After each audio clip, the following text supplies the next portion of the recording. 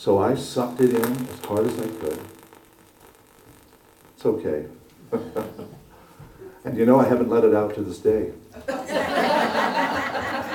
Okay? Haven't let it out to this day. Now that may sound like something negative, like Pema was talking about, but in a minute you'll see it's not. I have another friend who also has a challenge with her weight, and she lost 100 pounds. And I hadn't seen her but a couple of times. Give me this one. Well, persuade. Is that one? Nope, it's not on. It's, well, it will be in a second. Okay. Hi, YouTube. Is that? Yeah. Now there we go. Is that all right? Is that better? Okay, that's good. Okay, so you got the part about sucking the stomach in and still holding it, right? To this day. Okay, so this other friend of mine, she lost 100 pounds. And I hadn't seen her since she started this process because we kind of have these distant, separate lives. And you know how you can know somebody for a long, long time, and then all of a sudden you realize it's been a year since you've seen them. So I saw her after she had lost all this weight, and she was probably your size when I saw her next. She looked wonderful, except when she turned around and looked me in the eye, she looked like a deer caught in the headlights of a car. You ever seen when an animal freezes when a light is shown on them?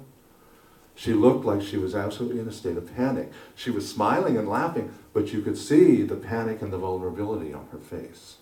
6 months later, she had gained it all back again. But when I saw her the next time, she was serene.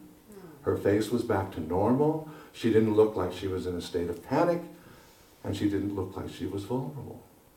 And finally, one last little story here, because I'm going to tie this all together whether you realize it or not.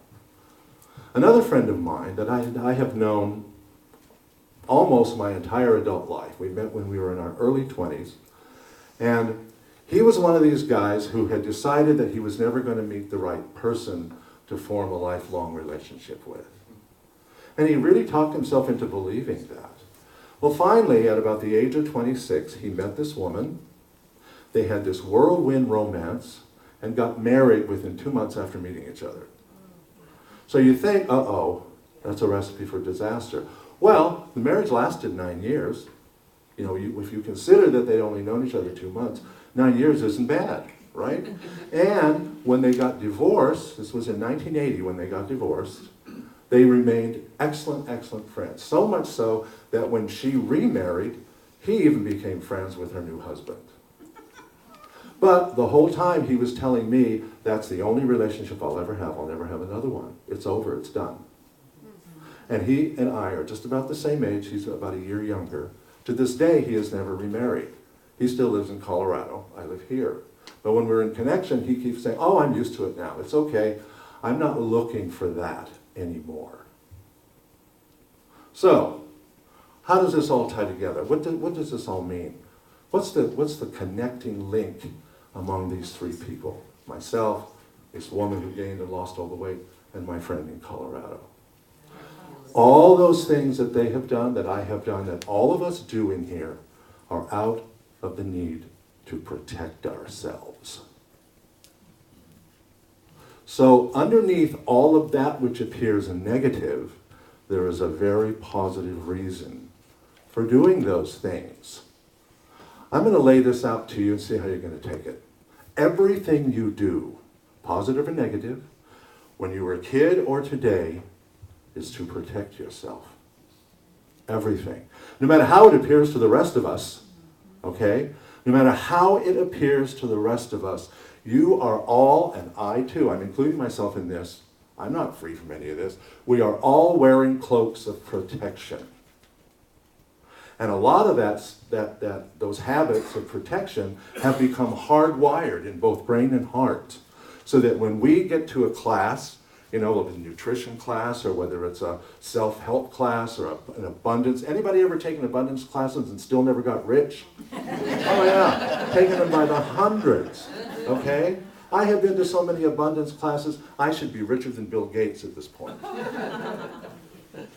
But the reason that so much of that never changes when we do affirmations and visualization is because we have these hardwired habits that say, no. That goes against what you told me to do to protect you.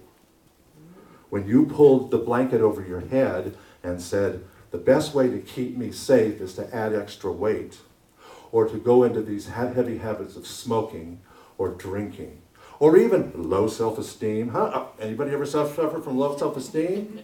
And everybody tells you, just raise yourself back up and be this happy, joy-filled person. Yeah, right. Okay?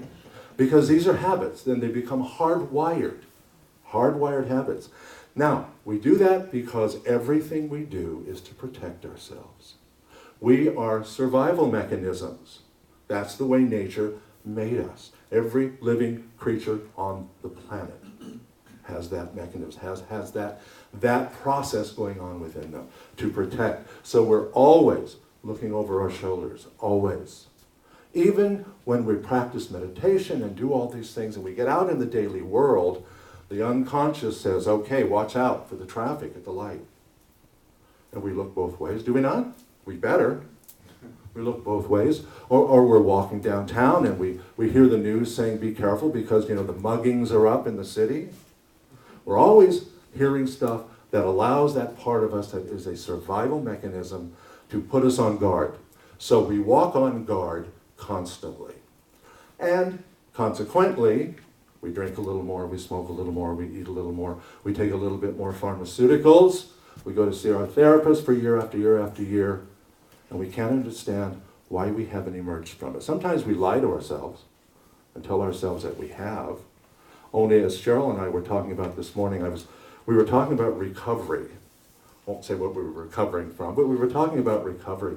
And I said, I'm a recovering evangelical Christian. Well, no, I'm not recovering, I'm recovered, except that's not true. Because every once in a while I'll hear something on the news or I'll read something on the internet that will talk about some really wild, fanatic evangelical minister who's yelling and screaming about gay people or about black people or about immigrants or about the president, and I'm immediately drawn back into that anger. So we're all part of that whole situation of protecting ourselves. Well, okay, fine. We can understand that. And we know that the subconscious and the unconscious are holding on dearly to those protective devices because one of the things the unconscious doesn't like is change. So when you start talking about, I'm going to change my eating habits, right, Cheryl? We talk a lot about food, so we know. I'm going to change my eating habits. Anybody remember Dr. Atkins? Anybody ever hear that? Well, in the early 1970s, when he first came out, we did the diet because my wife and I had put on a little weight, and I lost 22 pounds in 6 weeks.